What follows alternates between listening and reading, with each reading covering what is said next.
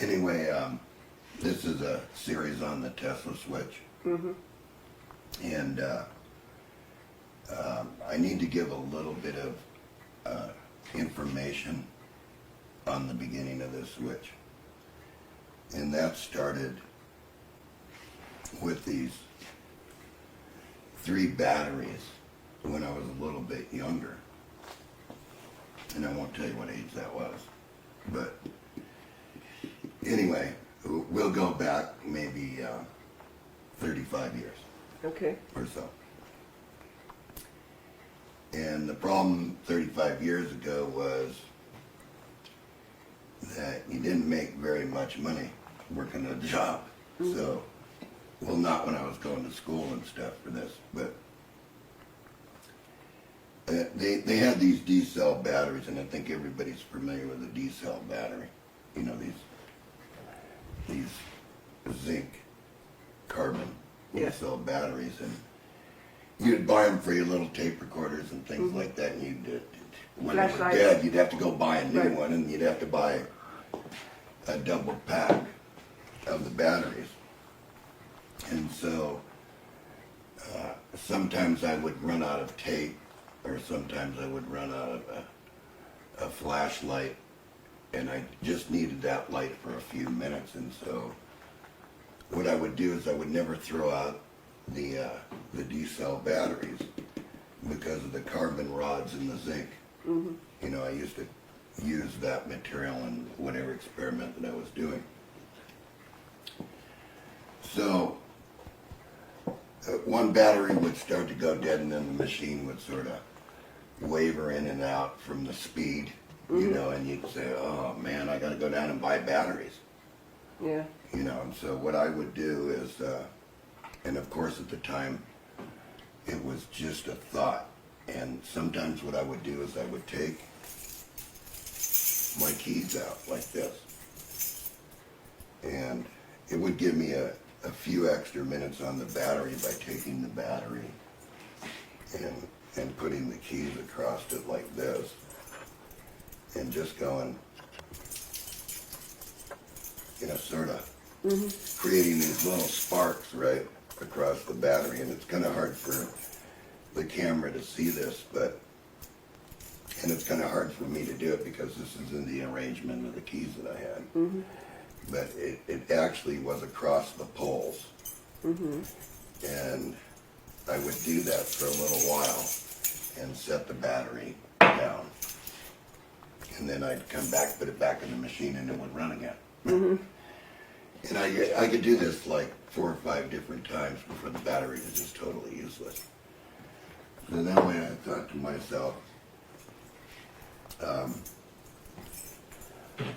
that I would take the batteries and come up with this scheme to rotate the batteries.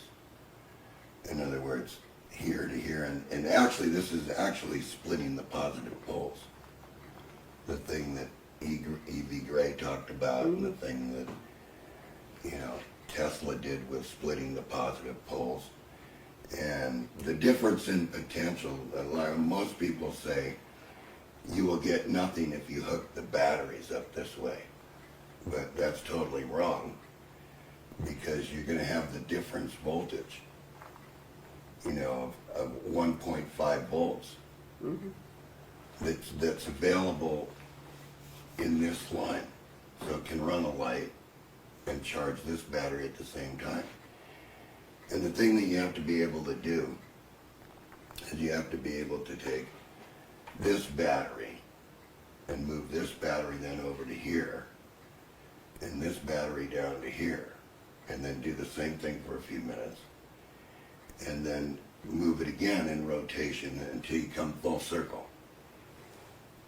And pretty much then the batteries are all usable again. So that's a little history on the beginning. And then of course Ronald Brent came along with, actually it was Jim Watson who sent me the paper, and then Ronald Brent contacted me about the Tesla switch. And I said, well, I can build the circuit for that. And he told me of the transistors that he used. And so I do have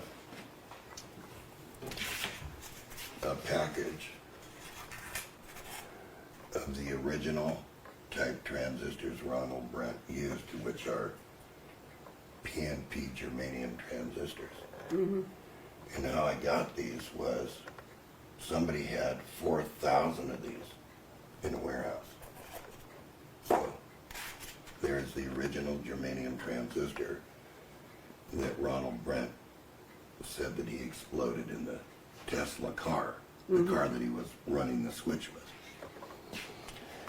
So let's give an example of this over on the bench to give you like a head start on the Tesla switch, because there are plenty of people asking about this diagram on my internet site. Mm-hmm. You know, that shows these batteries. It shows all 4 positions. Right. It shows this one and then ending up back, and then this battery is then actually ending up being charged again, along equal with all these batteries. So let's do that for a second here. Let's measure these batteries. And I'll try to stay out of the way and put the meter where you can see the meter. And we'll measure these batteries. So we'll measure this battery here. Why is it pulsing like that? It's open circuit. Okay, so anyway, we'll measure this battery. And as you can see, it's 1.518. So it's a pretty good battery for a zinc carbon. And we'll measure this battery. And you can see this is 1.509. Okay. And we'll measure this one. And you can see it's 1.41. Right. But this is the one that the keys go across. This is Yeah. So see, it raised up a little bit from Right. what the 3 before. All right. So anyway, here's the idea. Is you put the good battery here, and you split these positives like this. And you gotta have some kind of load here, so I'm just gonna use this little resistor.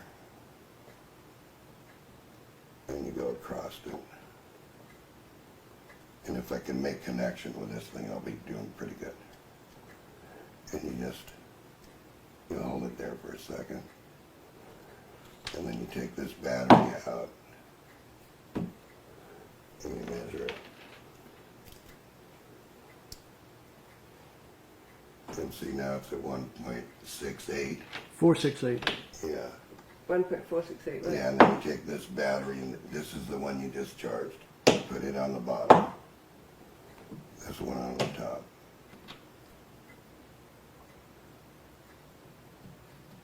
And you go across it, right? And you remember that this battery's in line because this is going to move up now to the top. And you measure this battery. And 1.515 now.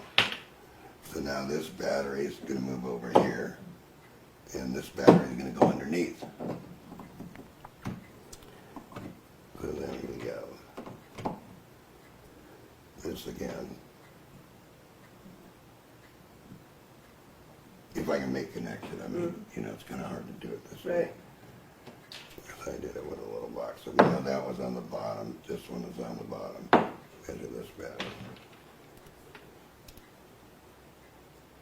523. 523 now. And then this one comes back over here. This one goes to the top. This one goes to the bottom.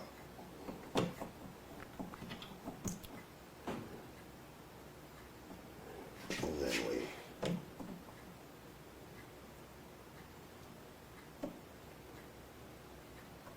see if I can get a connection here.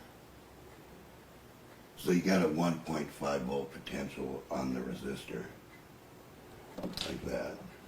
Instead of bottom, top, bottom. Go back and measure this battery. 1.47. 2. See? See how it goes up and down? Yeah. Okay, so you keep, in other words, Keep rotating the battery. you keep rotating the batteries and until you get them to where they're up pretty close to in the nines. What is that piece of wire that you've got there? Is that just This is like a 0.47 ohm resistor. And actually what you're doing is, when you're doing this, you actually can run a load. In other words, you have to adjust the load so you have enough to charge the battery that's unloaded. But I think everybody gets the general concept that they keep raising.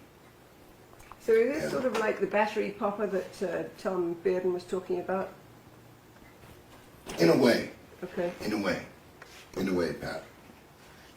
Because this is splitting the positives, and you know you got 3 volts here, Right. And you know that the difference between this battery and the 3 is 1.5 volts. Right. All right, so you do have 1.5 volts over the battery. In other words, 3, and you keep rotating these. Right. And that what you really have to do is you have to make a computer program where it's a solid switch. See, I cannot hold Right. the batteries like. Here, I'll show you what I'm talking about here. Okay, 1.517. 1.452. That's a lot higher than what it was when we started. Okay.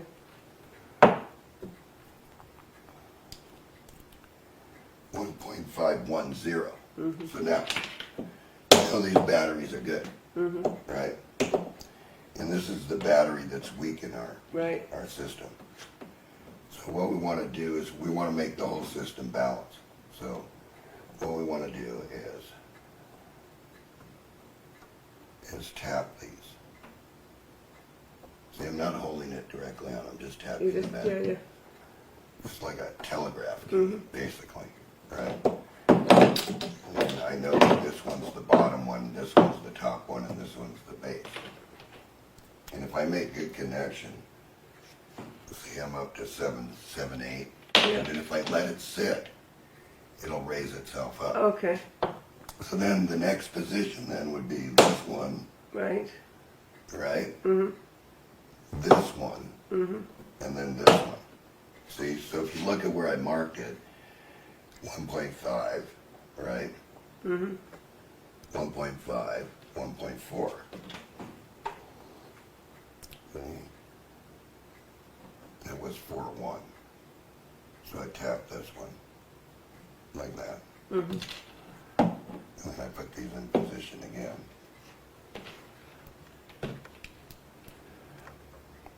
.516. See, so now this one moves over here. This one moves to the top. Now we're going to the bottom. Right. This one to the bottom.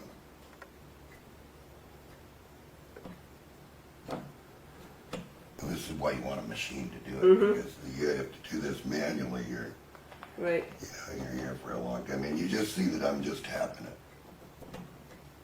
Okay.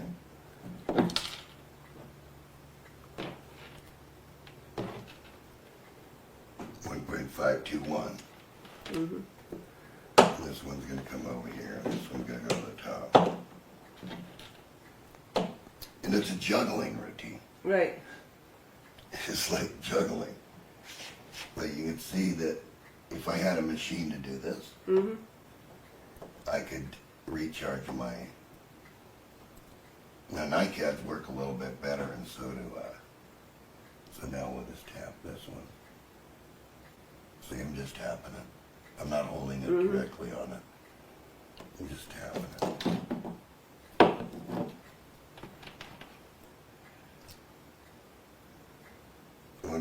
.462. So see, if we let them, we keep doing that. Right, if we could do this fast enough with, say, a machine, then you could watch that battery raise up and raise up and raise up. So. And what would be the ultimate? They would just keep going, or they? No, they'll just go to the max of what the. Right, but will they eventually just crater anyway? Because Yeah, they'll give in Yeah. eventually, but Yeah. I mean there are batteries that work in this. Let's see here. Let's put this on here. See if you can see what's happening here.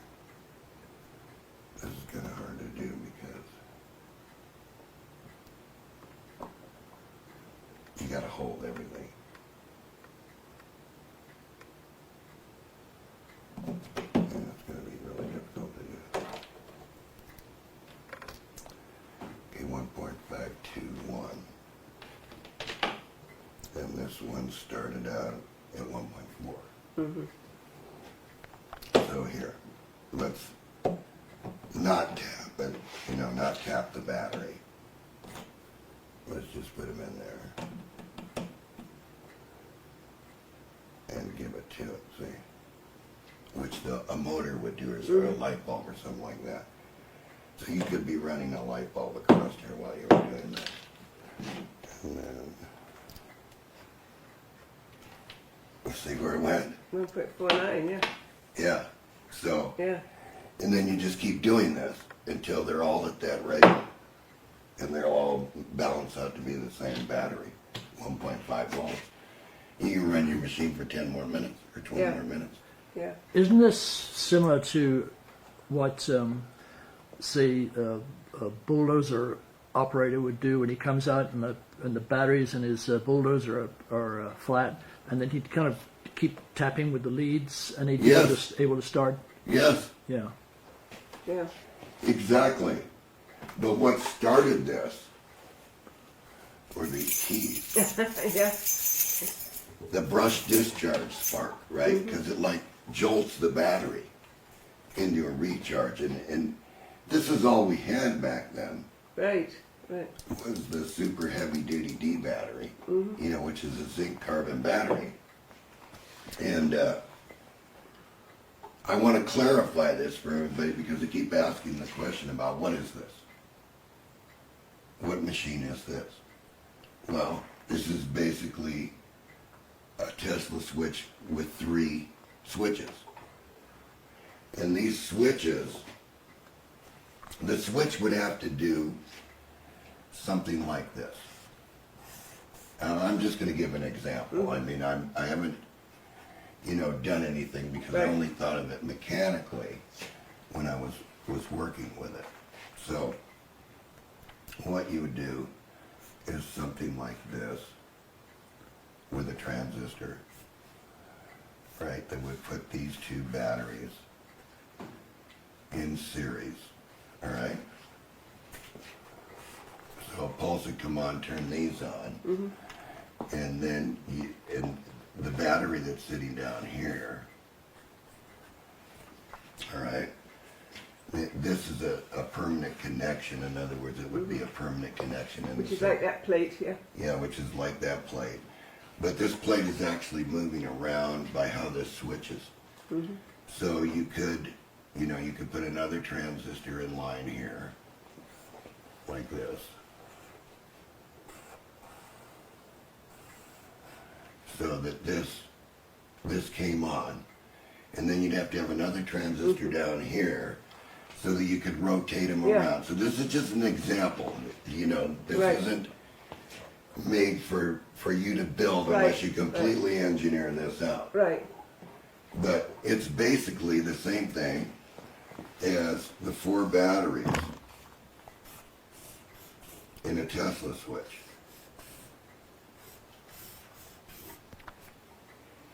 Battery 1, 2, 3, and 4.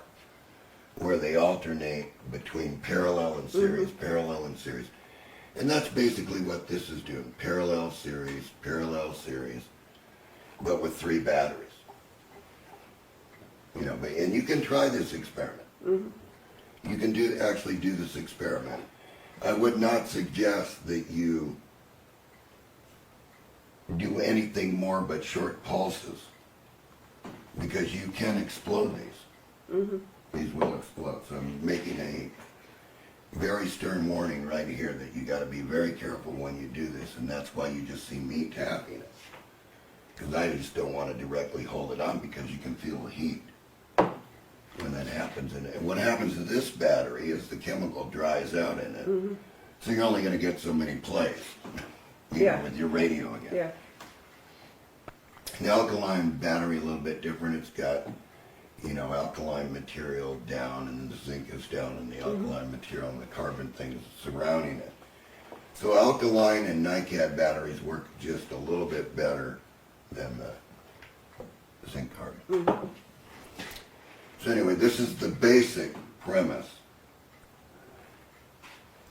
before that everybody's been asking about. Why are these diagrams on your pages, and what were you doing here, John? Yeah. Well, I was showing you a way, you know, if you wanted to do this mechanically, and you can make good connections and do it mechanically. You can make a rotating drum that did this, Yeah. you know, and then I wanted to give you a little bit of insight into how some of these different little switching systems work. And so I showed a full page on this, which that I've had forever on the internet. And now people are just starting to, like I said before, you gotta buy all the DVDs. Yeah. You can't just buy one DVD and expect to know everything from that one DVD. Yeah. Because all the DVDs got information that you absolutely have to know if you're going to get into this type of science. Yeah. It's kind of like a jigsaw puzzle. You've got to put it all together. You've got to see Yes, the you whole thing. absolutely have to have all the DVDs and the book to understand what's going on. You need Yeah. Tom Bearden's books. Yeah. Because Tom Bearden has the unique gift of actually breaking down what it is into a layman's terms. Yeah. You know, he may call it an anti-energy but he's really talking about negative energy and splitting the positives and different potentials. Right. So you need it to get this far. Yeah. So anyway, I just wanted to give a little insight on this, and that's about what I wanted to do.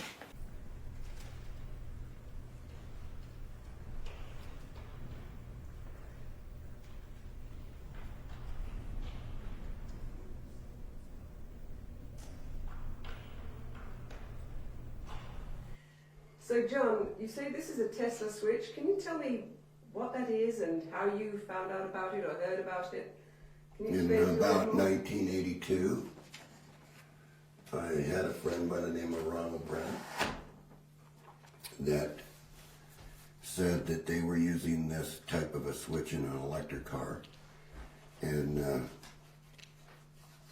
they couldn't figure out how to make it switch. In other words, they couldn't get the devices or anything like that. So the project was sort of put into my hands. Where did he This get it? is the original. Where did they get it? Well, somehow this mysteriously appeared out of nowhere, and so I took on the project.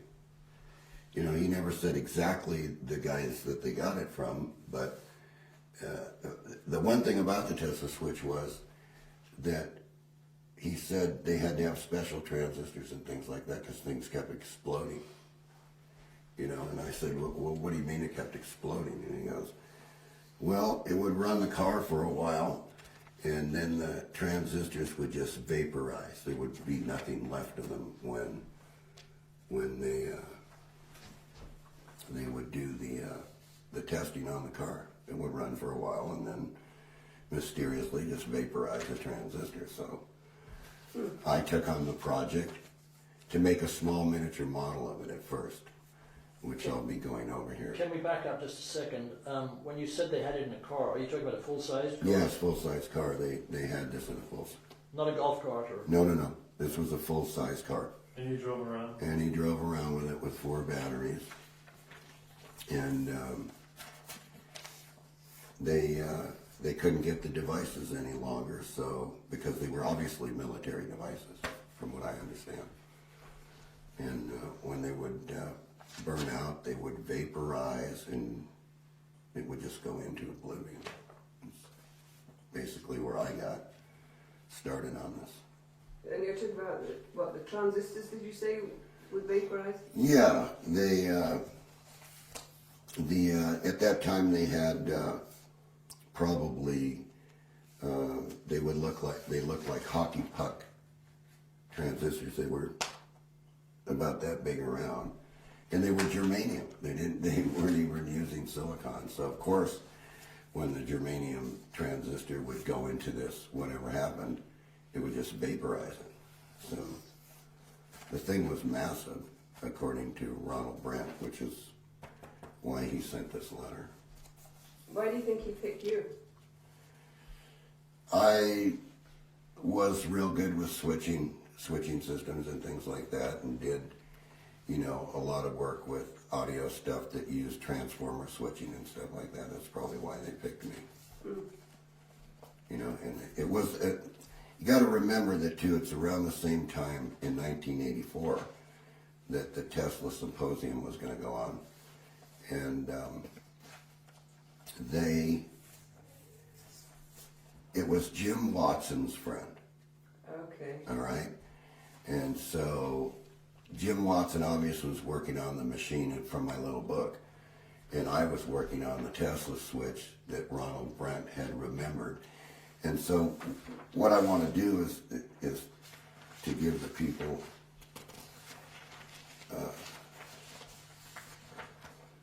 a little bit of information on this. This was what was handed to me as far as the original switch went. And of course you can see that Ronald Brent really knew nothing about transistors or anything like that. And that's his circuit drawing for 4 batteries. Ronald Brent. Yeah. So which are the batteries?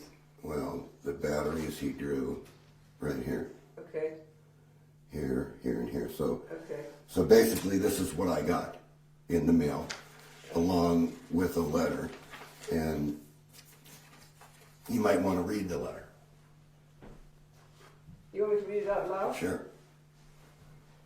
Okay, this is dated August the 3rd, 1984. It says, Dear John, I am enclosing circuit drawing for 4 batteries. I didn't do anything on firing circuitry, as that is your expertise. I will make copies of this drawing, so when we discuss it, I will have a copy to work from with you. I have not received the material you said you were going to send as yet. John Ratzloff, The Tesla Book Company. okay, called me, and I didn't get his address or phone number, as you said you would send it with the material you are sending.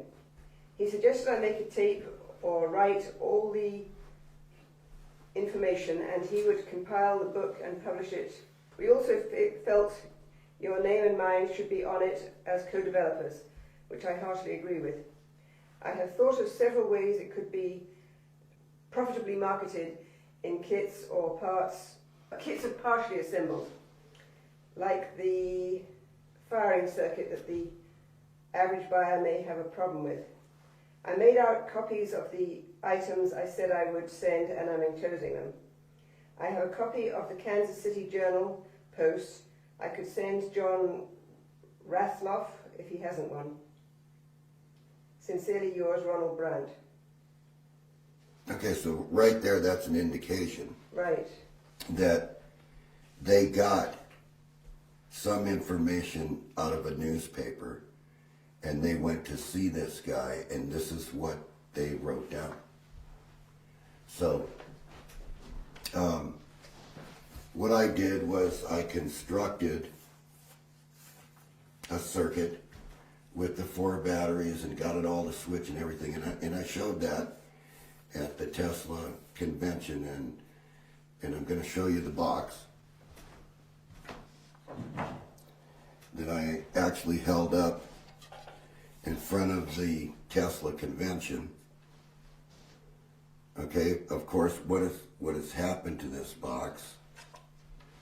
What has happened to this box is that after the Tesla convention, we came back here to the shop in Silmar, California, and an engineer followed Ike and myself all the way back. And sorry, but that's what was left. I just turned my back for a few minutes during the thing, and he cut the box apart, and he says, "See, I told you it didn't work." And I didn't know what to do. I was just like, it was my prototype. I carried it on the airplane. It went through the baggage. It went in front of the Tesla Symposium. I even handed out a circuit diagram of it to all the engineers. I had Ike stand up and measure the box at the convention, and it was like a heartbreak because it never worked again. He cut it up pretty badly. You might want to get a close shot of it. And that's what's left of it, Pat. And That's sad. it was very sad because it took a lot of work with wire point-to-point contact to get it all to work. So basically, what I did at the convention,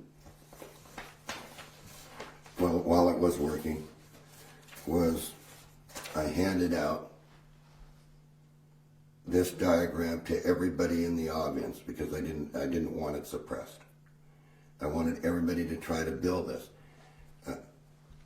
Unbeknown to me, I didn't realize that they couldn't do the switching circuits.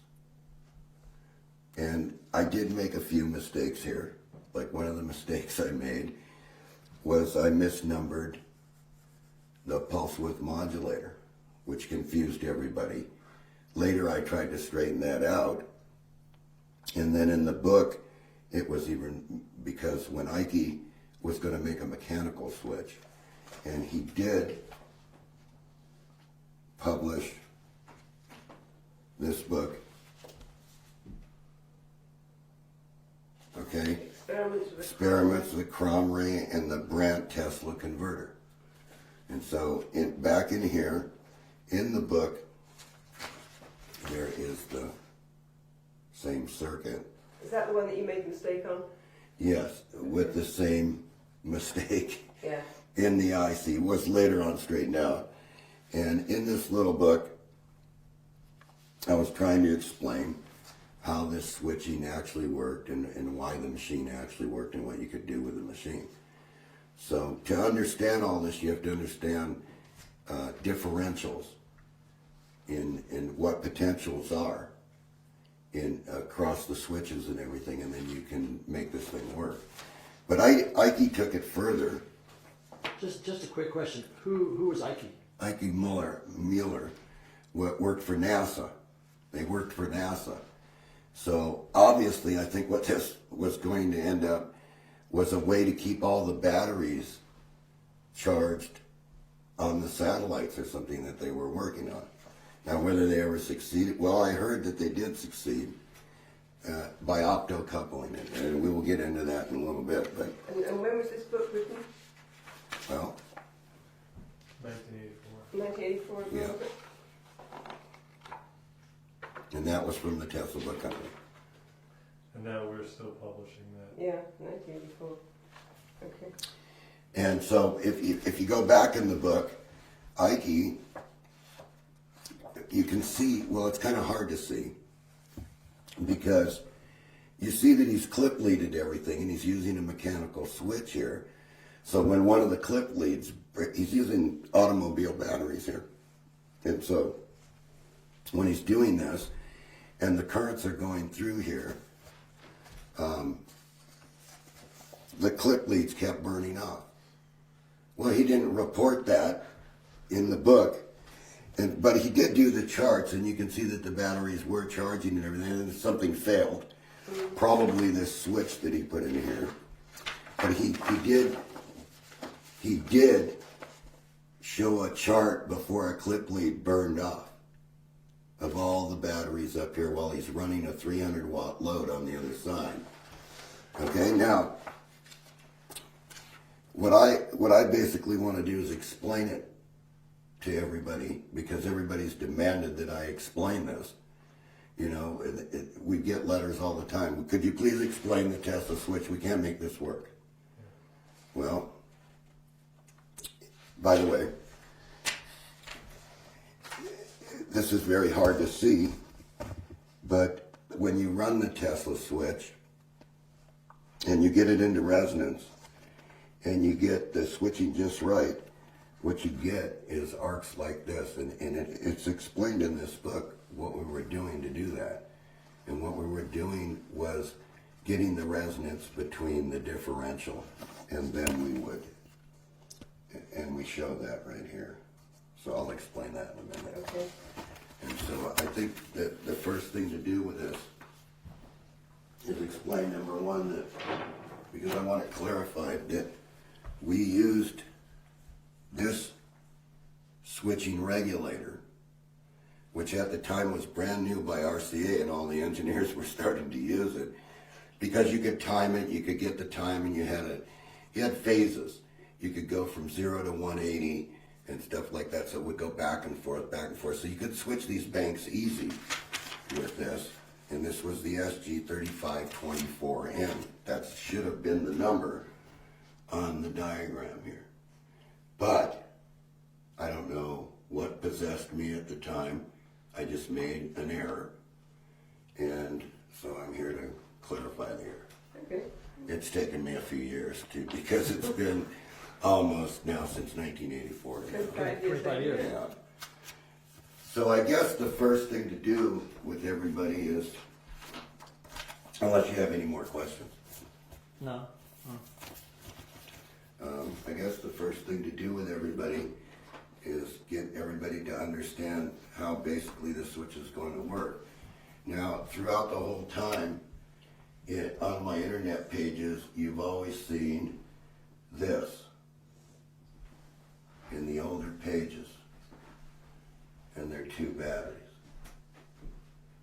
and they're hooked together, and then there's one battery down on this side. Now, the first thing that I'm trying to point out here is that if this is plus, and this is plus, and this is 1.5, and this is 1.5, and plus, and so we want you to pay very close attention that the two negatives are connected together. All right? So I always show in my drawings this. Okay, so you're saying, well, they don't hook batteries up like that. They don't hook the two negative terminals together. All right? And this could be, now I just want you all to understand, this could be completely gone from here, and there could just be these two terminals left open, and it could be a wire from here to here, and this could have the meter in it between the two negative terminals. So when I ask the question, if I have this arranged this way, how much voltage do I have running between the batteries?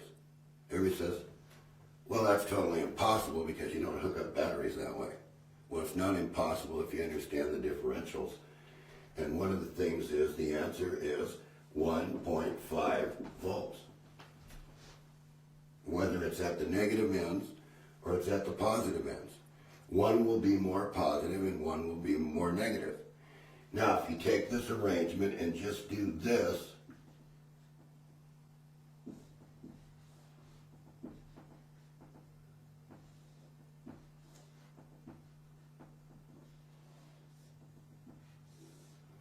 you have a Tesla switch if you go back and forth.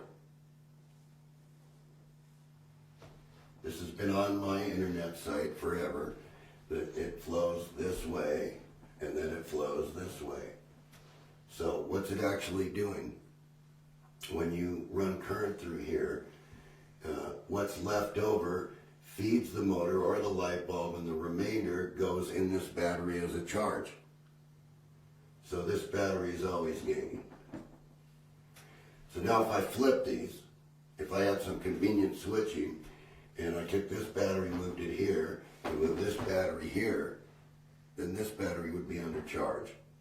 And if I did the same thing on the other side, it would do the same thing. So those two center ones are in parallel. yes. So let's get right to it.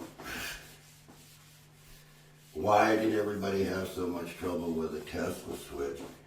Is probably because they didn't understand the circuit. So we're going to call these 5 volts each. So here's your plus terminal, here's your minus terminal. Then what you had was you had another battery. The same thing down here. 5 volts. Plus, minus. But the thing that you didn't have with the other arrangement is what we did was we came in here and put a transistor in here. And everybody knows this is going to be backwards because the positive is on the collector if it's an NPN, and the emitter is going to go to the negative.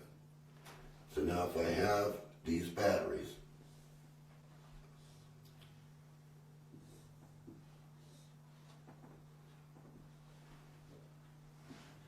and I arrange the switches the same.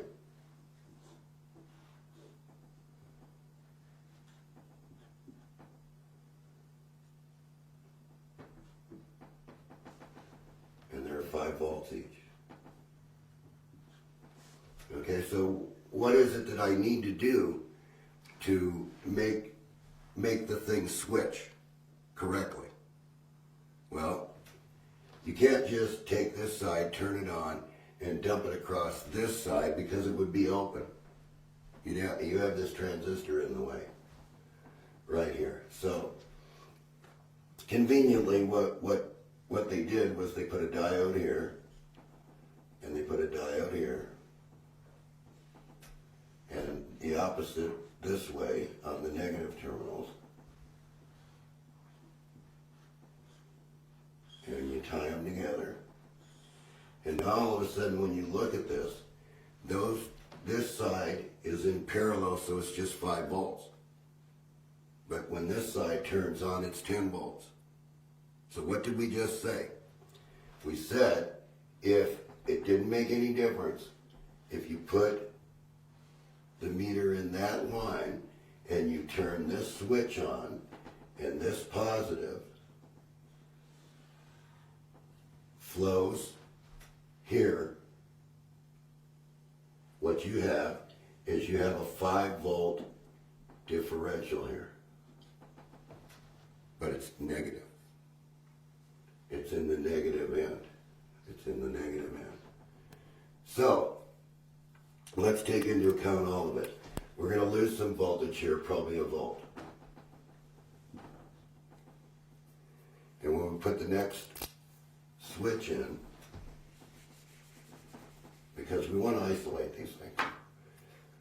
And this is, I think, where everybody's getting confused.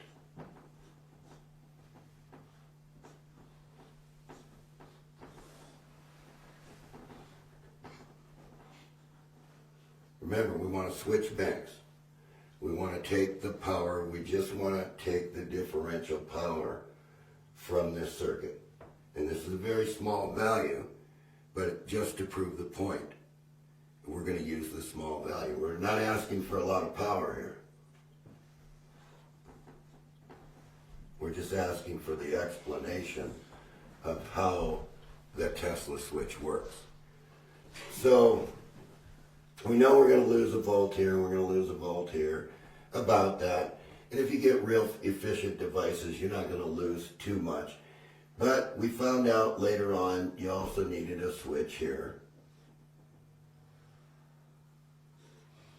And see, notice now this positive end can go to this collector, and this emitter end can go over here and feed the diode.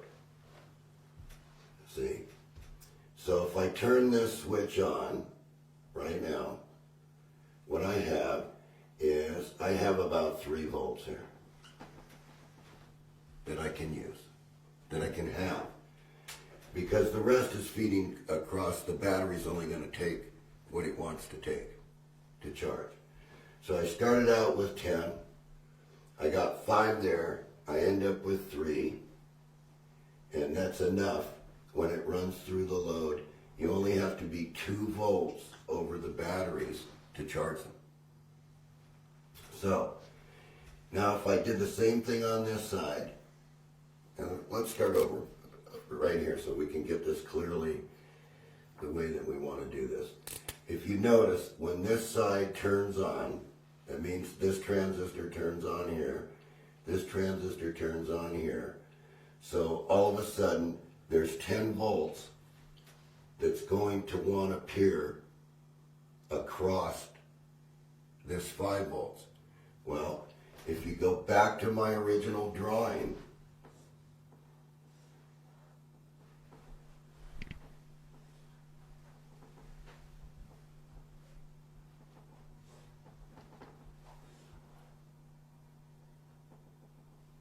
I showed you that on my internet site.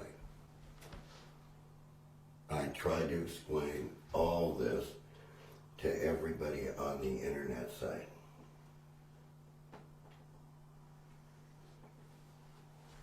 I said, this is what the difference is.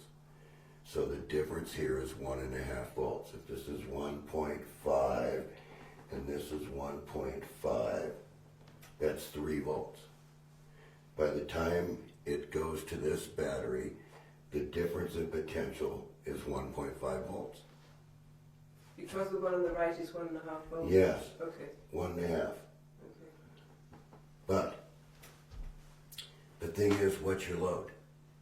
You see, you can put a load here. You can put some kind of light here.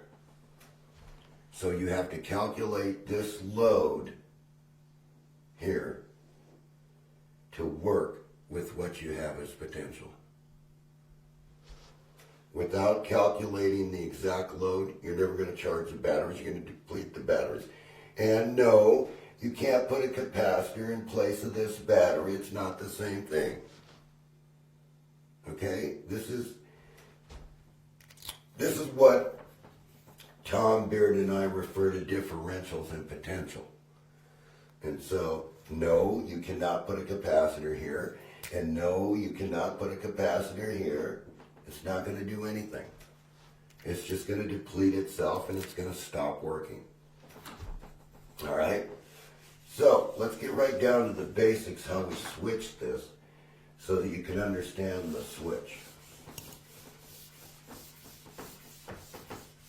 And then we'll get it, we'll do the whole circuit and we'll show you a running model and we'll show you it optically coupled, so we made it a little bit easier for you this time. So, what we did with the switches is at that time, optocouplers weren't very good. And so, actually, this transistor would have been in the circuit this direction between the two batteries.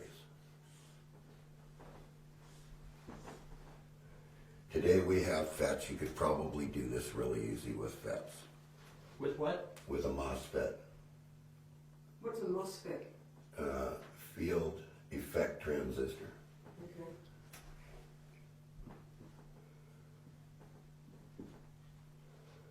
Okay, so now if we put this battery here. So if everybody that's interested in the Tesla switch needs to do these simple experiments, they just better do it, because it's the only way you're going to learn how this works. So I don't care where you put your meter or your light.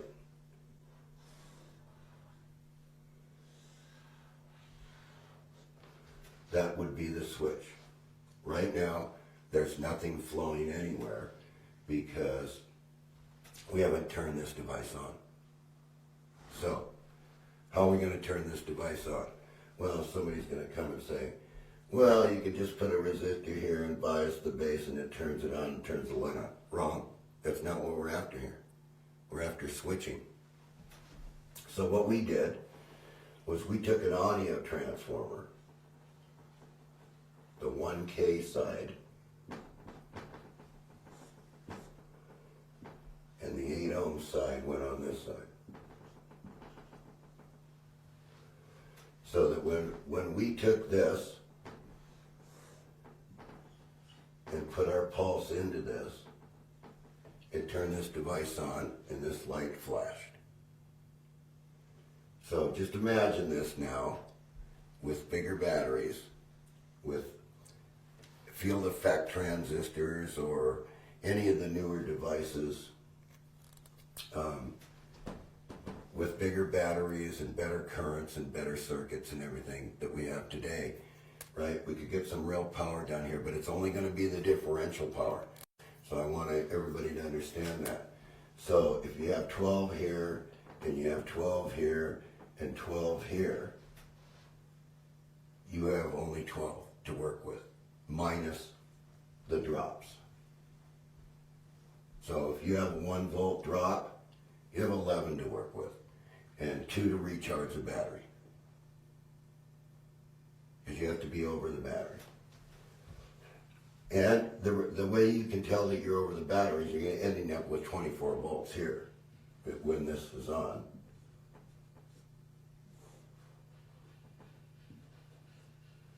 So that leaves 12.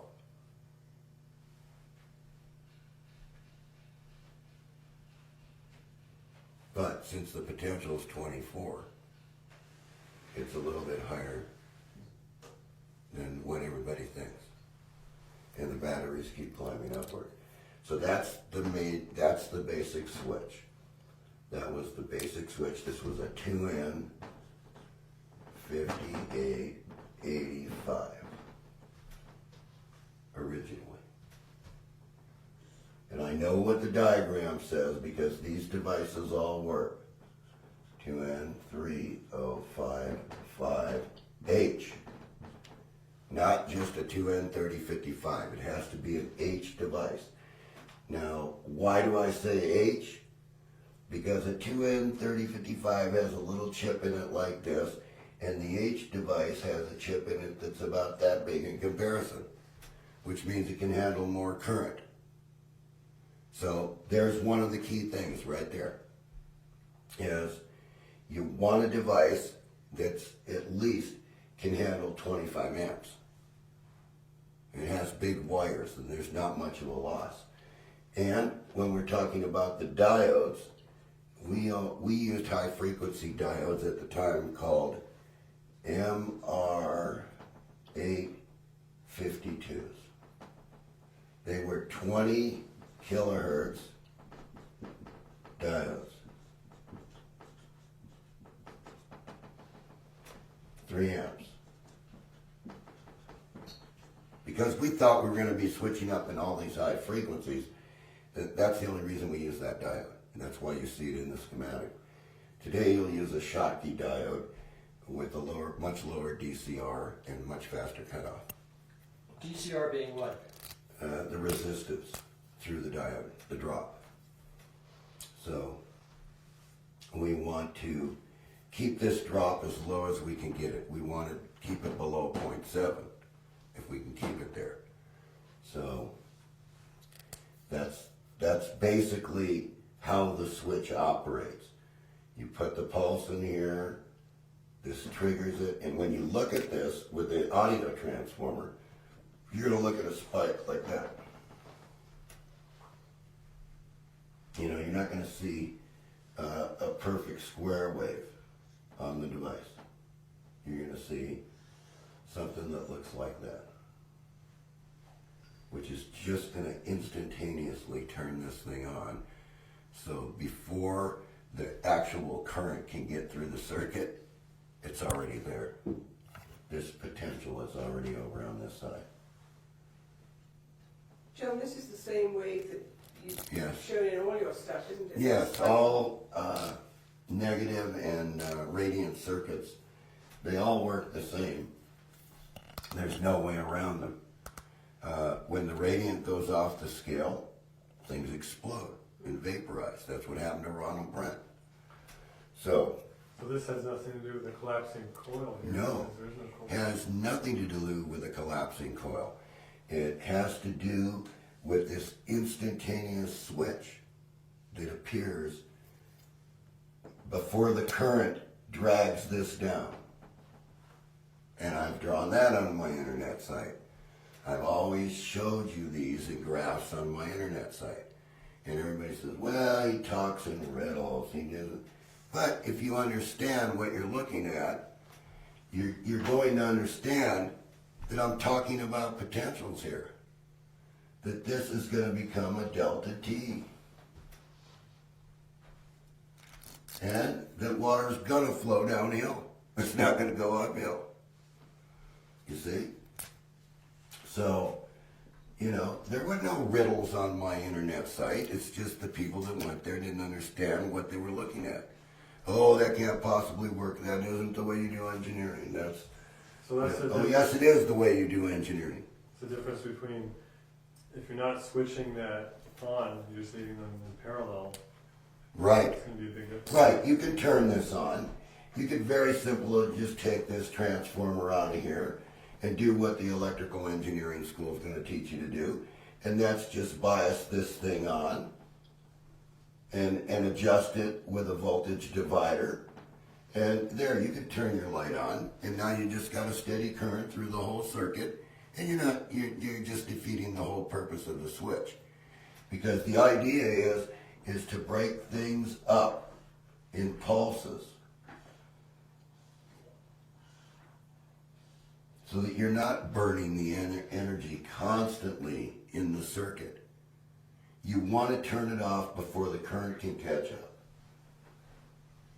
And so what we've done is we put a little model together for everybody, and then we'll show it after we just do a little bit more with this.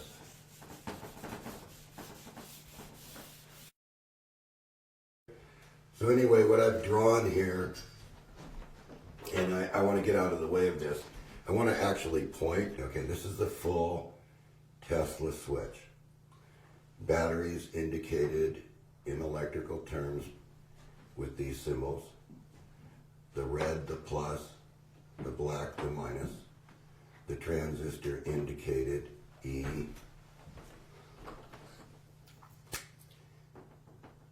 B and C. And what I want to make known right now, right at the start here, is the test unit that we built with this design right here is the MJL 21194, which is used in the monopole motor. It's the NPN. Yeah, it's the NPN transistor. So if you follow this through, you can see what Ronald Brent was trying to depict by this drawing that he handed me in 1984 when he wanted me to switch. And so what has to happen here is if these batteries are 5 volts each,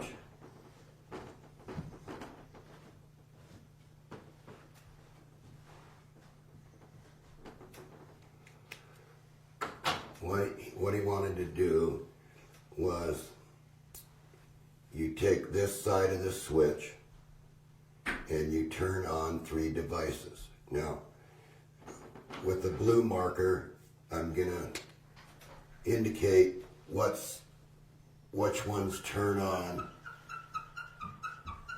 this side.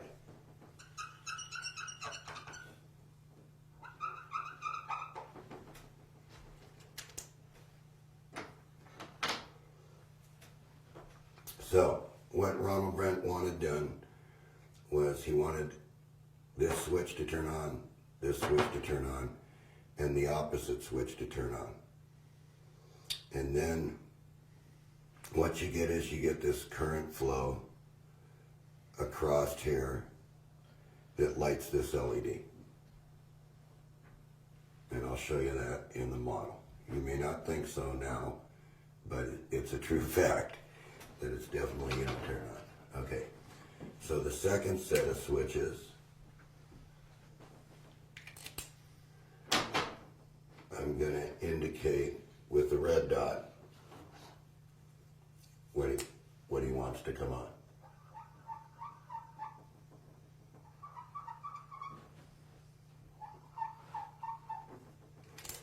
I want you to take a look at that for a minute. So what we want to have happen here is we want this to alternate back and forth, back and forth, back and forth.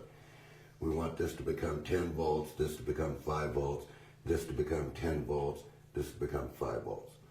So our load is then placed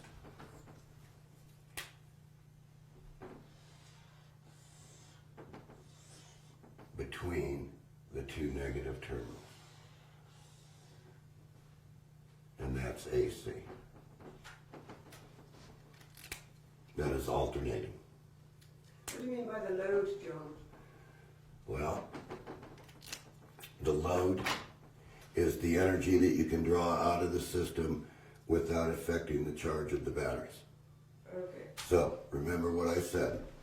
Does it enhance the charging of the batteries? Yes, because it's a pulse charge at very low frequency. And I'm going to bring up the frequency because the slower this goes, the better these batteries are going to charge. Back and forth, back and forth. But that does no good unless you can rectify this and charge a capacitor and use the DC. All right? So, I want you to understand the blue dots are the transistors that are going on the left side here. The red dots are completely off when the blues are on. When the reds are on, the blues are completely off. So what you're doing is you're sending the potential difference this way and then that way. Back and forth, back and forth, back and forth. So you're actually just trying to keep all these batteries charged in the circuit. And this is the diagram that Ronald Brent presented to me back then. Now, what we want to do is show you that we've drawn this circuit here, and we want you to take a good look at that for a minute. And then we're going to run the machine and show you that it operates exactly like what we're saying on the board here.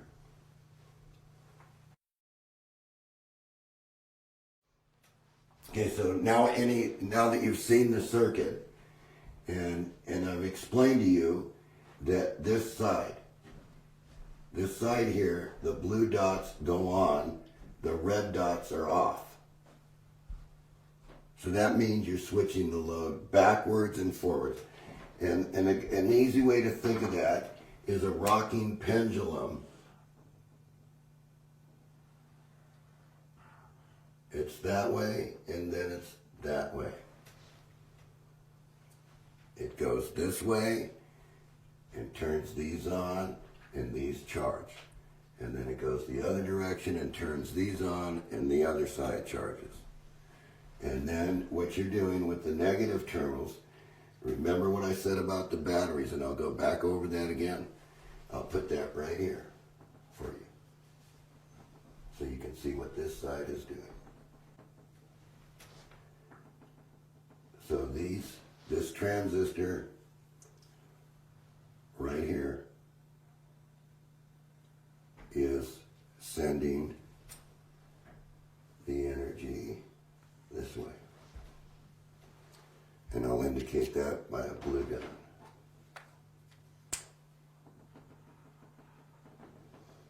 And this transistor here is turning these two on to put them as if you turned on the light switch. And the load, as it flows from this side to this side, you can have the difference in potential and charge the battery.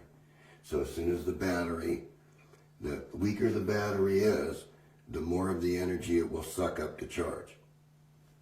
So your load would be right here. Between, guess what? The two negative terminals. And you say, well, how could that work? Well, it works.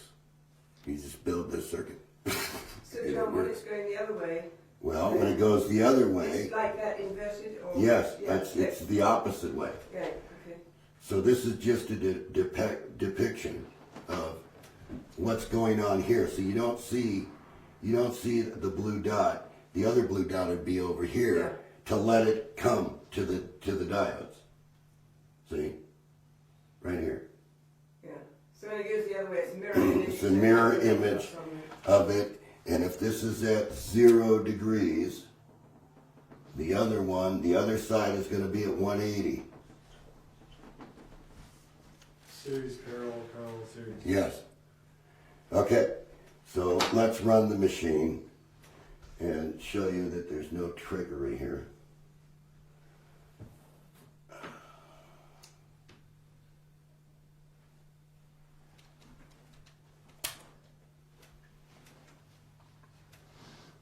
All right, so anyway, this is the actual machine, and it's running. And remember what I said.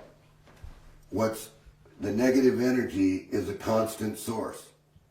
That's indicated by this yellow light right here. That's exactly what you're seeing. You're seeing both sides switch 180 degrees out of phase from each other. And the frequency is adjusted by the potentiometer that was in there. And watch the radiant, or the negative, when I do this. It stays the same, but more, it's constant. So now those batteries are going upward. Now, let's say we want to look at the AC. So for this, I want to use an analog meter,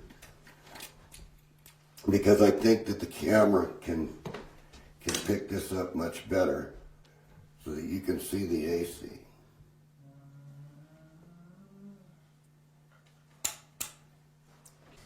Okay, so what we want to do is you want to be able to see what the difference of potential is. So remember what I said, the power is going to come out of the negative terminals. There it is.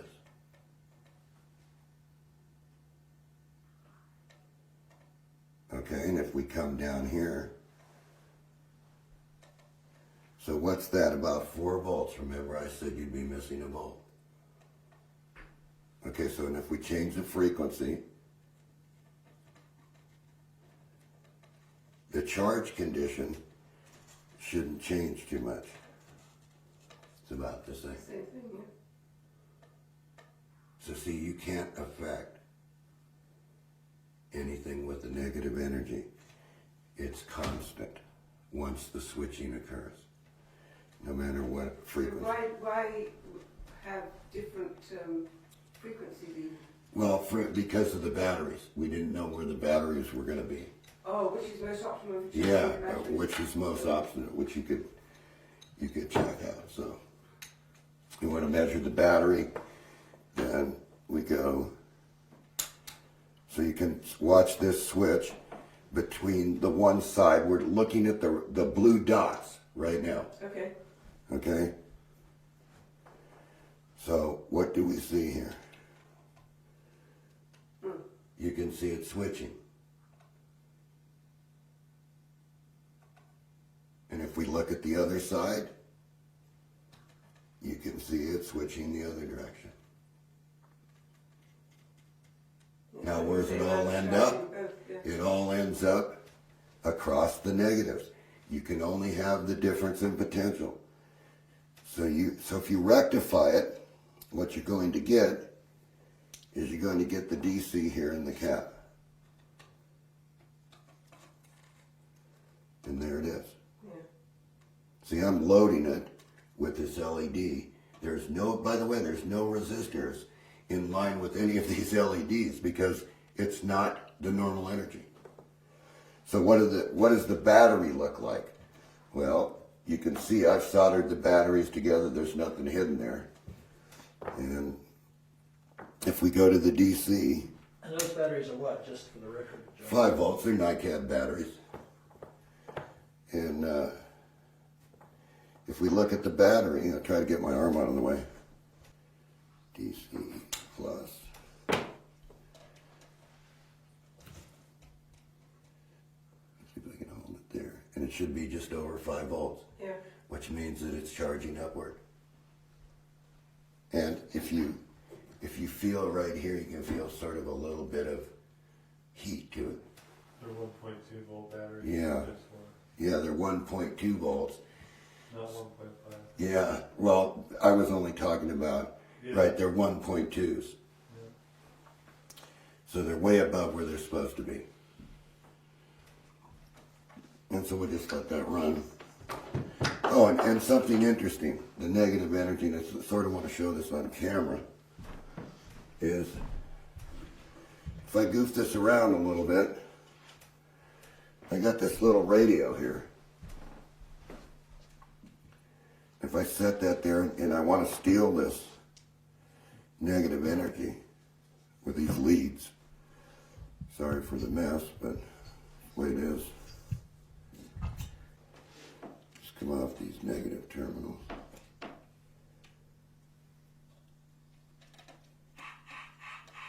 And you can hear it switching.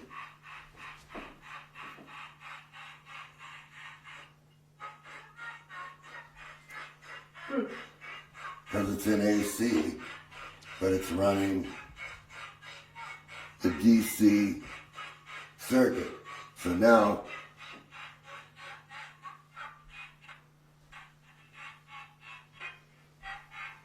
let's see what we can do with it.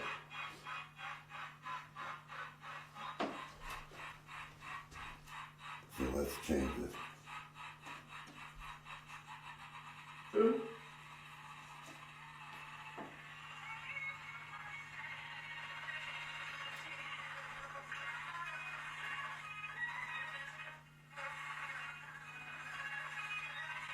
So see, the higher the frequency, Yeah.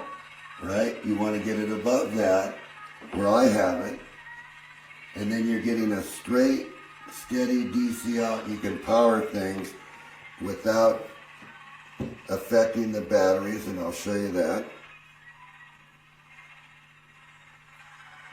We don't get AM radio too good here.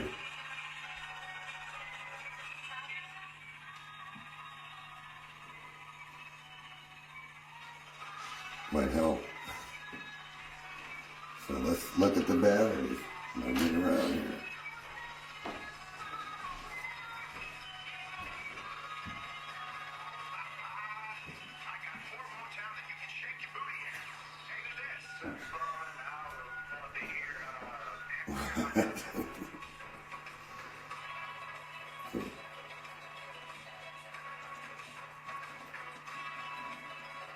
So you can see we're powering our batteries, and they're staying up there.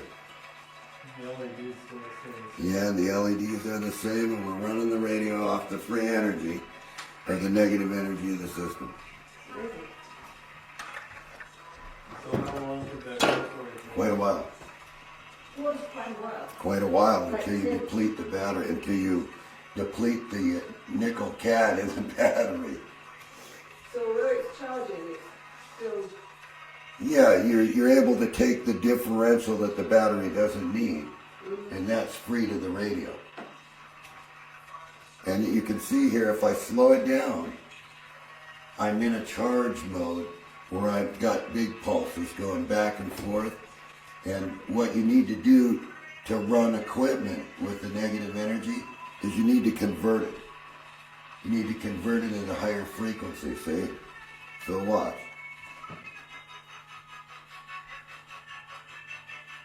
See, now those are big pulses going by, and now we'll make them bigger.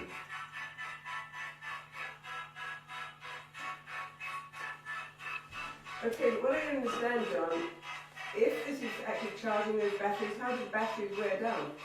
The nickel cad will burn in them. Okay. Degrade, just Degrade. Degradation, okay. See, you can't, in other words, what you want to do is you want to be able to, say I want to listen to my radio, you want it at a high enough frequency where you can take the energy from the circuit without depleting the circuit. Right. So anybody that says to me that the Tesla switch never worked, it's because they didn't understand it. And there were a few mistakes. So once again, take it up.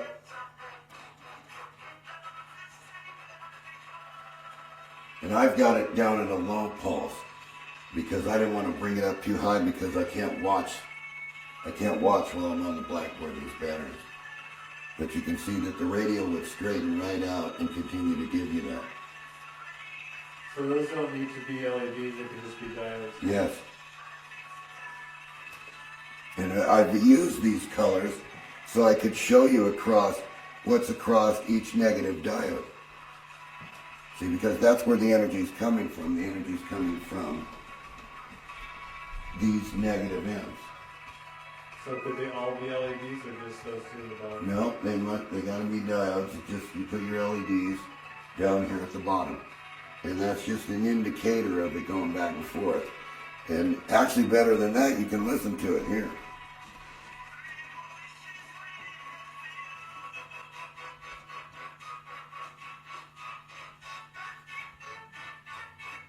Because it just takes that difference in potential and moves it back and forth in these batteries.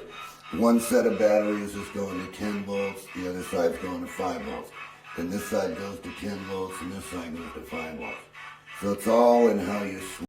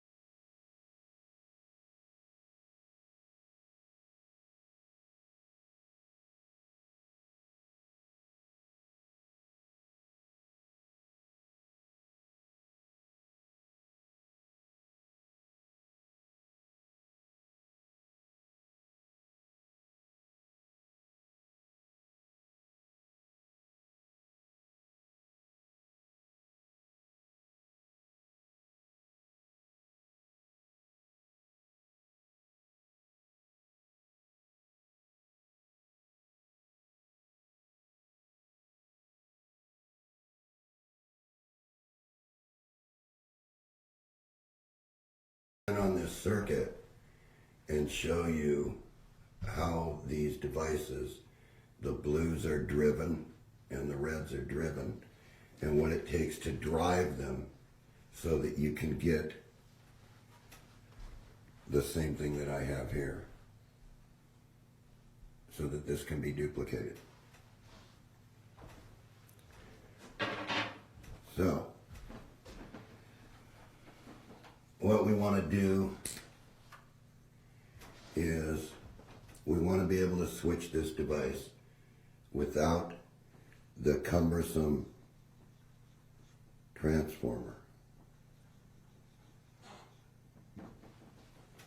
that we used in the very first one, because now they're pretty hard to get. And as I said, this side was 1K. They still have that 80%. Okay, and this side's 8 ohms, that's fine.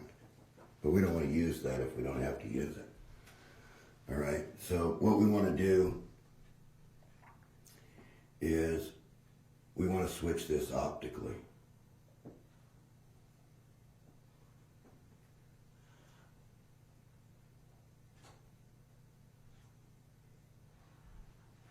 So your first optocoupler would be here, and the diode would be here in the optocoupler.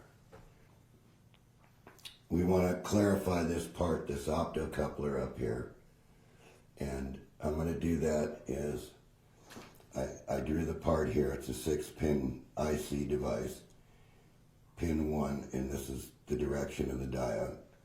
So the input signal is going to come in through pin 1 and exit through pin 2. Pin 5 is the collector right here of this transistor. This is 5, this is 4, this is 1, and this is 2.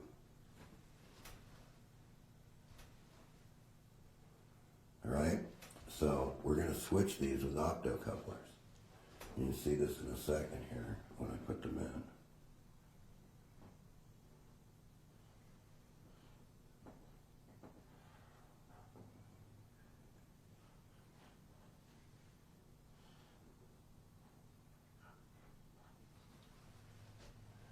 So there's an opto there, and an opto there, and then we need an opto here.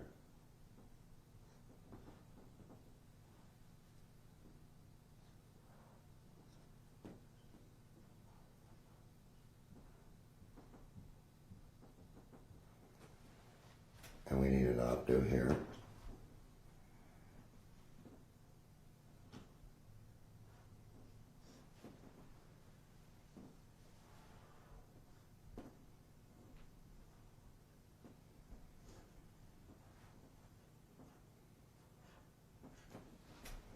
We need an opto here.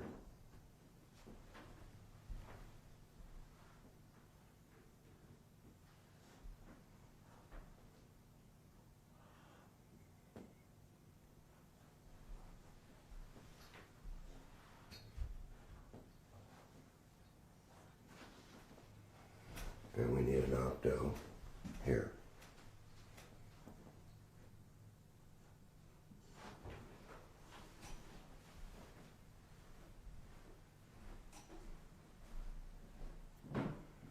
So we don't care about these bases because they're going to be switched with the diode. Okay, what we have is these now are all driven independently and they're isolated from the oscillator by an octo. This is 5.